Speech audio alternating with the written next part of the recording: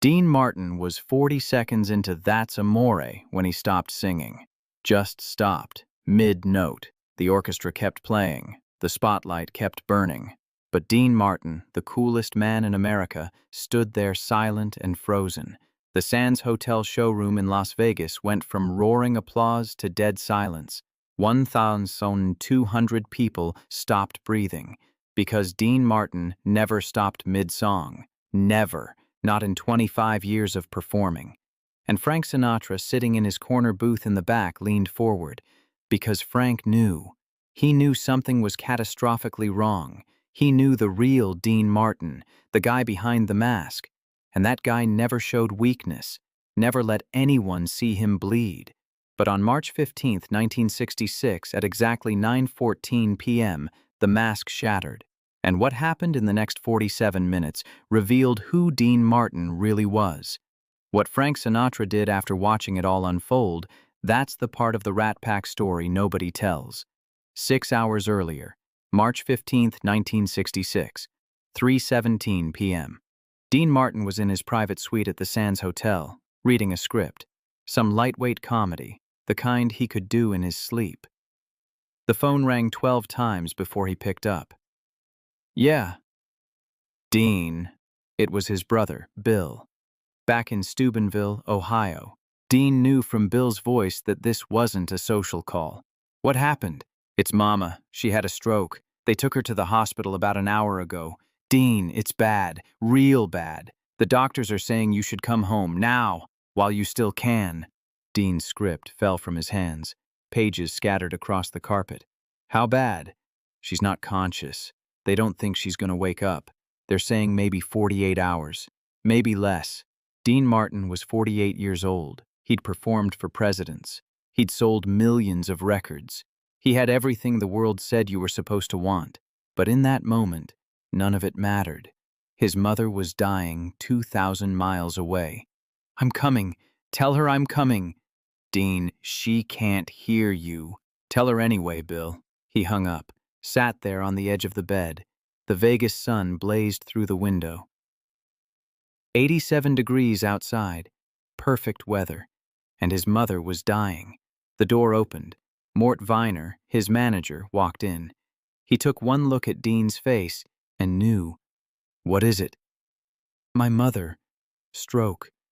She's dying. Mort didn't hesitate. I'll call the airport, get you on the next plane. Cancel tonight's show. No. Mort stopped. What? Don't cancel the show. Dean, your mother is dying. How many people got tickets for tonight? 1,247. Sold out. Dean, what does that matter? They paid money. Good money. They came to Vegas to see me. Some of them saved up for months. You want me to tell them, sorry, show's canceled? Your mother is dying. I know. Dean's voice was quiet, too quiet. But she raised me to keep my promises. She taught me you don't let people down. These people have tickets. They have a promise from me. You can't be serious.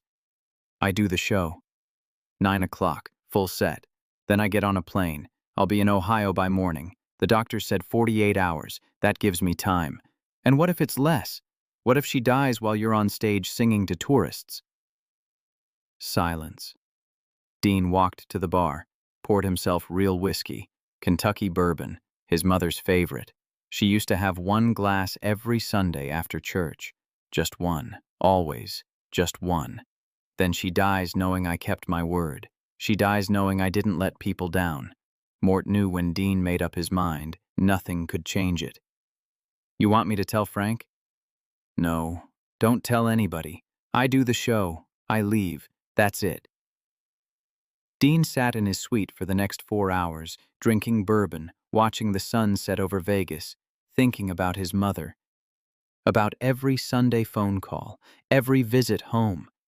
Every time she'd told him she loved him and he'd made a joke because that's what you did. You didn't get emotional. But now, alone, Dean let himself feel everything. The fear, the guilt, the desperate knowledge that his mother was dying and he wasn't there 9:00 p.m. The Sands showroom was packed, every seat filled, the air thick with cigarette smoke and anticipation. The house lights went down. The crowd erupted. Dean Martin walked out on stage. He looked perfect. Tuxedo pressed, hair slicked back, that easy smile. But Frank Sinatra could see through it. Dean's timing was off, half a second too slow. His smile didn't reach his eyes. His movements were mechanical. Sammy Davis Jr. leaned over. "Something's off with Dean." Frank nodded. "Yeah, something's wrong." Dean grabbed the microphone. "Good evening, ladies and gentlemen. Thanks for coming out tonight. You're looking beautiful." The crowd laughed on cue, applauded on cue. "Let's start with something you all know. A little song about love, food, and questionable life choices." The orchestra hit the opening notes of "That's Amore." The crowd went wild. Dean started singing. "In Napoli, where love is king, when boy meets girl, here's what they say." His voice was perfect, that effortless baritone. "When the moon hits your eye like a big pizza pie, that's amore." 40 seconds in. The crowd was swaying, having the time of their lives. "When the world seems to shine like you've had too much wine." And then Dean Martin stopped singing. The word wine hung in the air. The orchestra kept playing. The drummer kept the beat. But Dean wasn't singing. He just stood there under that spotlight, microphone in hand, staring at something no one else could see. 5 seconds passed. 10 seconds. The orchestra started to falter. The conductor tried to signal Dean. "Come on, jump back in." But Dean wasn't looking at him. Dean took the microphone away from his lips, looked out at 1,200 confused faces, and said 3 words that changed everything. "I gotta go." No explanation, no apology, no joke, just 3 words. Quiet, simple, final. He set the microphone down on the piano, turned around, walked off stage, through the wings. Gone.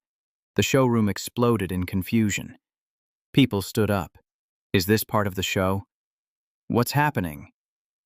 The conductor stopped the orchestra. The silence was absolute, and Frank Sinatra was already moving. Frank pushed through the backstage door. Sammy followed. They found Dean in a service corridor. Concrete walls, exposed pipes, fluorescent lights. Dean was leaning against the wall, still in his tuxedo, crying. Not loud, not dramatic, just quiet tears, his shoulders shaking. Frank stopped, because they'd never seen this. Never seen Dean Martin break. Dean looked up, saw them, tried to wipe his face. Couldn't. "My mother's dying," he said, voice wrecked. "She had a stroke this afternoon. They called me, told me I should be there, and I'm here singing songs while she's—" He couldn't finish, put his hands over his face. "I thought I had time. Doctor said 48 hours. I thought I could do the show, keep my promise, then leave. But standing up there, I couldn't. What am I doing, Frank? What the hell am I doing here?" Frank walked over, put his hand on Dean's shoulder, squeezed hard. "You're already gone, Pally. Right now. This second. You're already gone." Dean shook his head. "All those people. They paid. I don't give a damn what they paid. Your mother is dying. Nothing else matters. I can't just walk away." "Yes, you can. Me and Sam will finish the show. We'll sing your songs. We'll give them a night they'll remember. But you? You're going to the airport. Right now. They came to see me. They came to see a show. They'll get one." Sammy stepped forward. "Dean, your mother raised you, right? Made you who you are?" Dean nodded. "Then go be with her. That's what she'd want you." "With her. Holding her hand. That's what matters." Frank squeezed Dean's shoulder again. "You did the right thing walking off that stage. That took more guts than finishing the show ever would have. Because it's easy to keep going, easy to pretend. But stopping? Choosing what matters? That's the hardest thing in the world." Dean looked between them. These 2 men who'd been his brothers for so many years. "Thank you," Dean whispered. Frank pulled him into a hug. Quick. Hard. "Go be with your mother, Pally. Don't look back." Dean walked toward the exit. Mort was waiting with a car. They drove to the airport in silence. Dean stared out at the Vegas lights, all that neon, all that noise, and somewhere 2,000 miles away, his mother was dying. Back at the Sands, Frank and Sammy walked into the showroom. The crowd was still there, confused, worried. Frank walked up on stage, picked up the microphone Dean had left. The room went quiet. "Ladies and gentlemen," Frank said. His voice was different, not smooth Sinatra charm, something real. "Dean's had a family emergency. His mother's dying. She had a stroke this afternoon. He needed to leave, right now, to be with her while he still can." Complete silence. "Now, you came here for a show. You paid good money. So me and Sammy are going to give you a night worth remembering. We're going to sing Dean's songs, sing our songs, tell you stories, make you laugh." Frank paused. "But I want you to understand something. What Dean did tonight, walking off that stage to be with his dying mother, that wasn't weakness. That was strength. That was a man choosing what matters over what's easy. And if any of you think Dean let you down, then you don't understand what you just witnessed." Silence. Then someone started clapping. One person, then two. Then the entire room erupted. Standing ovation. Real. Thunderous. Understanding. Frank waited for it to die down. "Thank you. Now let's give you a show." Frank and Sammy performed for 3 hours. They did "That's Amore," Frank's voice cracking on the chorus because he was thinking about Dean. They did "My Way" and "Mr. Bojangles." They told stories, made people laugh, made people cry. At 12:30 a.m., Frank closed with "One for My Baby." Slow, quiet, heartbreaking. And when it was over, the crowd gave them a standing ovation that lasted 5 minutes. Not because of the performance, because they understood. They'd witnessed something real. Dean Martin made it to Ohio at 4:30 a.m. He went straight to the hospital. His family was in the waiting room, his siblings, all exhausted, scared. "She's in room 312, his sister said. "She's not conscious, but maybe she can hear." Dean walked down the hallway, white walls, fluorescent lights, the smell of disinfectant. He pushed open the door to room 312. His mother looked so small. Tubes everywhere, machines beeping, her face gray, her breathing shallow. Dean walked to the bed, took her hand. It was cold. "Ma," he said in Italian, in Abruzzese, the language of home. "Ma, it's me. It's Dino. I'm here. I came home." Nothing. No response. Just the machines. "I'm sorry I wasn't here sooner. I should have come right away. I'm so sorry." He sat down, held her hand, started talking. About Vegas, about the show, about walking off stage, about Frank and Sammy, about everything, because he needed her to hear his voice. He talked for 2 hours. The sun came up. At 6:15 a.m., Angela Crocetti took one more breath, just one, and then she was gone. Dean sat there, holding her hand, and cried, deep, wrenching sobs. Just a son who'd lost his mother, just a boy saying goodbye. Years later, a reporter asked Dean about that night, about walking off stage. Dean looked at him and said, "Best decision I ever made. Because when I die, nobody's going to remember how many songs I sang. But my mother? She died knowing I chose her.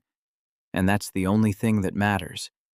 Frank Sinatra never talked about that night publicly, but in 1971, during a concert, someone in the audience yelled, "Where's Dean?" Frank stopped singing, walked to the edge of the stage, You want to know where Dean is? Dean's home with his family because, unlike me, Dean figured out what matters. And I love him for it. The crowd roared because everyone knew the story by then. The night Dean Martin walked off stage. The night the coolest man in America chose his mother over fame. When Dean Martin died in 1995, Frank Sinatra was too ill to attend the funeral, but he sent flowers. A massive arrangement. The card read, "You were the bravest man I ever knew. Not because you faced danger, but because you faced yourself. I'll miss you, Pally. Frank." And maybe that's the real story. Not the fame, not the songs, not the movies or the Rat Pack or the legend. The real story is about a man who stood on a stage in Las Vegas, realized he was in the wrong place, and had the courage to walk away. A man who chose love over career, family over fame, humanity over illusion. Because that's what makes someone a hero, not the moments when they're strong, the moments when they're human enough to admit they're not. Dean Martin stopped singing mid-song on March 15, 1966, and in doing so, he taught everyone watching something more important than any song. Sometimes the bravest thing you can do is stop. Sometimes the strongest thing you can do is walk away. Sometimes being a hero means choosing the people who made you who you are. That's the Dean Martin story that matters, not the martini glass or the tuxedo or the effortless cool, the moment when the mask came off and the man said, "I gotta go." And everyone who saw it never forgot. Because real courage looks like Dean Martin, tears running down his face, choosing the right thing over the easy thing. That's bravery. That's character. That's Dean Martin.